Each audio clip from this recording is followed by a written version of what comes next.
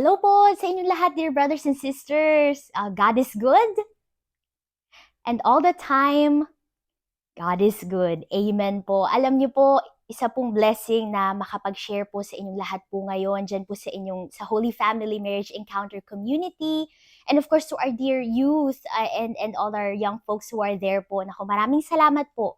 At ako po ay napahintulutan na maging parte po nitong inyong Taste a Prayer service po ngayong gabi. And alam niyo po, ako po ay pinanganak na hindi nakakakita. And for those who don't know, I've had kidney transplant po twice already sa aking buhay dahil po nagkaroon ako ng kidney failure.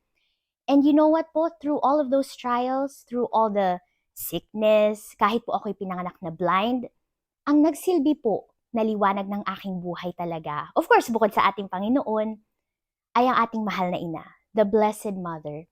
Because many people have the preconceived notion na porke ako'y hindi nakakakita, madilim na lang po ang aking buhay. Hindi ko alam kung anong liwanag. But with the Blessed Mother, and of course Jesus, that's not true. We have God's light. And kahit po nung mga panahon na may sakit ako, I have come to know just how much Mama Mary truly loves her children.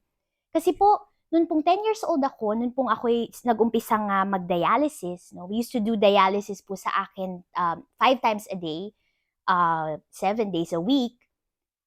Dun po ako talagang naturuan po na magdasal ng rosary. I have been taught how to pray when I was little, pero yung the Holy Rosary po really came to me when I was 10 years old. When we started praying again as a family, dun po talaga naramdaman kong presensya ng ating mahal na ina. And since then, she has always made me feel the love that comes from her, and of course, led me closer and closer to Jesus. And I believe po, that's also one of the reasons why we're doing this event right now. The reason why we're praying is because Mama Mary never leads us only to herself. Na alam niyo yun, ako lang ang mahalin ninyo. Sa akin lang kayo magdasal, ako lang ang sambahin ninyo. Hindi siya ganun eh. Palagi, always and always, she leads us to her Son, Jesus Christ. Everything she says, everything she does, even her whole life, is all about Jesus. Lahat yun inalay niya at sinurrender niya sa Panginoon at ang kanyang buhay ay isang pagsasalarawan ng buhay ni Jesucristo. And so I believe we as children of God, ano man ang ating calling sa buhay, married life, the single life, the professional life, the apostolic life, when we serve, anumang pamamaraan ng pagsaserve yan, sa simbahan man o sa opisina, o lalong-lalo na sa iyong sariling tahanan. Napakahalaga po na maging halimbawa natin sa ating buhay si Maria. Kung paano natin ina-admire yung mga gusto nating tao sa ating buhay na humahanga tayo sa kanila, na galing naman nun. Ano kayang gagawin niya sa sitwasyon na ito? Siguro ang ganda nung gagawin niya, masosolve niya yung problema, or she would know what to do, or he would know what to do. Pwede natin gawin yun kay Mama Mary with full admiration and love. We can say, what would the Blessed Mother do? Especially when we're facing problems, let us look at the life of the Blessed Mother. She is an example to us of, first of all, humility. Pagpapakumbaba. Right from the moment na siya ay tinawag ng Panginoon, ang sagot lamang ni Mama Mary is, yes, Lord. Humbly.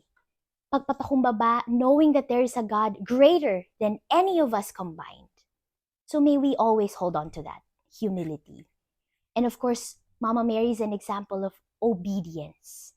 Siya ay nagtitiwala that the will of God is the best. Walang makahihigit pa sa kalooban ng Panginoon, kaya ito ay kanyang susundin.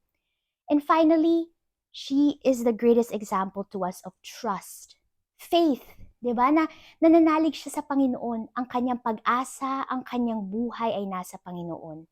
Bakit nga naman tayo matatakot? Bakit tayo mag-aalinlangan? Kung ang Panginoon ang ating kaibigan, sa Kanya tayo nananalig at sa Kanya tayo umaasa.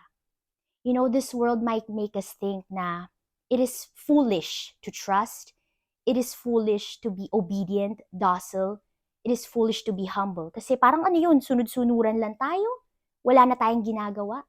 Hindi totoo yun. Kasi sa ating pananampalataya, ano man ang magagawa natin, may mas marami ag higit na ginagawa ang Diyos sa ating buhay.